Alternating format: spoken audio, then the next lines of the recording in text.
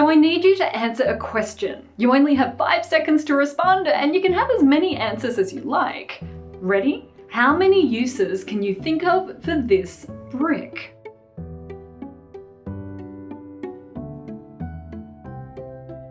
This is an alternative uses test. They're used to measure creative thinking and how flexible people are in approaching a task. Here's one of the tests I prepared earlier. Yeah, you could make very interesting cookie patterns, I guess. You could use it like you would a domino in a Rube Goldberg machine. You could put it in a tin can and make a rattle out of it. Where creativity comes from has mystified us for centuries. Throughout history, we believe creativity was rare and seen in a small elite. Professional painters, poets, performers, and musicians. For a long time, creativity was an enigma beyond the reach of science. But today we know that it takes creativity to solve problems. It's an aspect of human intelligence. We find creativity in architecture, science, engineering, and even in nature. Creativity is everywhere, and in the past few decades there have been dozens of studies exploring it using brain imaging technology. We found you don't just use the left or right hemisphere of your brain when you're thinking creatively. There isn't one single brain area or circuit for creativity. Professional artists suffering from damage to different brain regions continue to produce art showing similar creativity. Over 40 different brain areas are involved in creativity. I could list them all for you, but your mind might start to wander. Which might be a good thing. Humans spend an average of 30% of our day engaged in mind wandering. A lot of these studies say that mind wandering helps get our creativity flowing.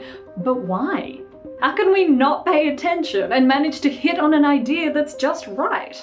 Some scientists think that mind wandering might distract you from your perceived obstacles, or it may allow your subconscious to keep working on the problem without your higher cognitive functions getting involved. Mind wandering may also promote your brain's ability to restructure the way you look at a problem. Perhaps you'll make connections between two seemingly unrelated things and come up with novel, creative solutions. Oh, you could melt it and then pour it into a mold and sculpt something else out of it. Okay, so everyone's mind wanders. Then why aren't we all creative geniuses? Well, our biology may play a part too. In one study, families who collectively scored higher on musical aptitude and creativity tests were more likely to have an extra copy of the glucose mutase gene.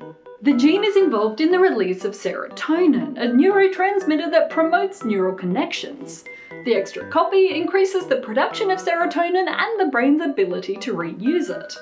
Researchers have also found that personality traits such as risk-taking and openness to experience contribute to creativity as an individual ability. But creativity can also be trained, honed, or taught. In separate studies, professional dancers, artists, and musicians were all compared against novices in their fields. During active or mental improvisational sessions, where participants were asked to compose a 5-note tune, mentally compose a drawing, or mentally perform a dance, those who were professionally creative actually thought about the task differently, engaging different areas of their brain than the novices. And then there's a point where nature and nurture meet, which kind of happens all the time. In The Genetics of Creativity, Barbo, Tan, and Grigorenko write, it is important to see creativity not only as an individual ability, but also as a cultural and time-specific phenomenon that is biologically grounded and has a social purpose. They suggest that cultural factors, like the reception of creative works, influences our biological factors, like how willing we are to take risks, and the two have a dynamic relationship. Still, while some people may have small biological advantages to be more creative, anyone can be creative. You just need to nurture your creativity. Practice your craft, try approaching problems in unique ways, and let your mind wander. So, what could you do with this brick? I love that neither of us have said anything that has to do with actually building with Legos. Yeah, maybe you could connect it to another Lego brick and make something that way. Well, you didn't say we had many bricks, you just said we had a brick. A brick. I know. Minimalist Lego sculptures, just one brick.